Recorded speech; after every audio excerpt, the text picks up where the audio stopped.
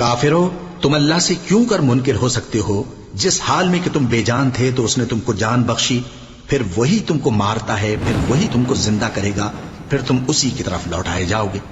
وہی تو ہے جس نے سب چیزیں جو زمین میں ہیں تمہارے لیے پیدا کی، پھر آسمانوں کی طرف متوجہ ہوا تو ان کو ٹھیک ٹھیک 7 آسمان بنا دیا، اور وہ ہر چیز سے خبردار ہے۔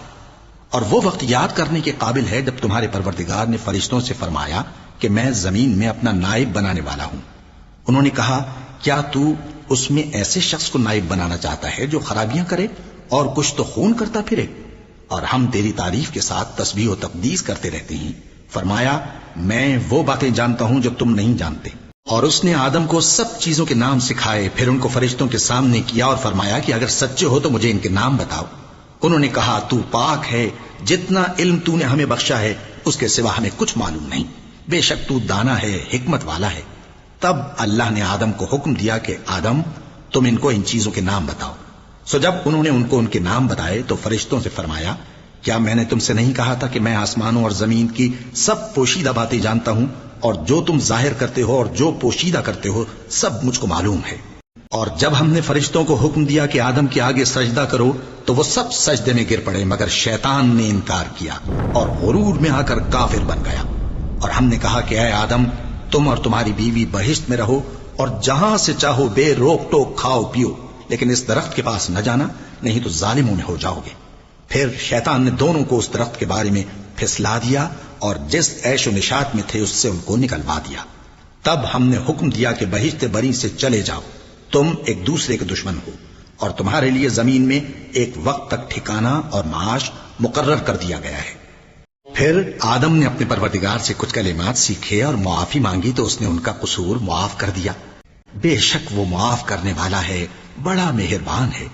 ہم نے فرمایا کہ تم سب یہاں سے اتر جاؤ، جب تمہارے پاس میری طرف سے ہدایت پہنچے تو اس کی پیروی کرنا، کہ جنہوں نے میری ہدایت کی پیروی کی ان کو نہ کچھ خوف ہوگا اور نہ وہ غمناک ہوں گے، اور جنہوں نے اس کو قبول نہ کیا اور ہماری آیتوں کو جھٹلایا وہ دوزخ میں جانے والے ہیں اور وہ ہمیشہ اس میں رہیں گے۔ اے آل یعقوب، میرے وہ احسان یاد کرو جو میں نے تم پر کیے تھے، اور اس اقرار کو پورا کرو جو تم نے مجھ سے کیا تھا۔ میں اس اقرار کو پورا کروں گا جو میں نے تم سے کیا تھا، اور مجھی سے ڈرتے رہو۔ اور جو کتاب میں نے اپنے رسول محمد صلی اللہ علیہ وآلہ وسلم پر نازل کی ہے، جو تمہاری کتاب یعنی تورات کو سچا کہتی ہے، اس پر ایمان لاؤ اور اس سے منکر اول نہ بنو، اور میری آیتوں میں تحریف کر کے ان کے بدلے تھوڑی سی قیمت یعنی دنیاوی منفعت نہ حاصل کرو، اور مجھی سے خوف رکھو، اور حق کو باطل کے ساتھ نہ ملاؤ، اور سچی بات کو جان بوجھ کر نہ چھپاؤ، اور نماز پڑھا کرو اور زکات دیا کرو، اور اللہ کے آگے جھکنے والوں کے ساتھ جھکا کرو۔ یہ کیا عقل کی بات ہے کہ تم لوگوں کو نیکی کرنے کو کہتے ہو اور اپنے تئیں فراموش کیے دیتے ہو، حالانکہ تم اللہ کی کتاب بھی پڑھتے ہو؟ کیا تم سمجھتے نہیں؟ اور رنج و تکلیف میں صبر اور نماز سے مدد لیا کرو، اور بے شک نماز گراں ہے مگر ان لوگوں پر گراں نہیں جو عجز کرنے والے ہیں، جو یقین کیے ہوئے ہیں کہ وہ اپنے پروردگار سے ملنے والے ہیں اور اس کی طرف لوٹ کر جانے والے ہیں۔ اے یعقوب کی اولاد، میرے وہ احسان یاد کرو جو میں نے تم پر کیے تھے، اور یہ کہ میں نے تم کو جہان کے لوگوں پر فضیلت بخشی تھی۔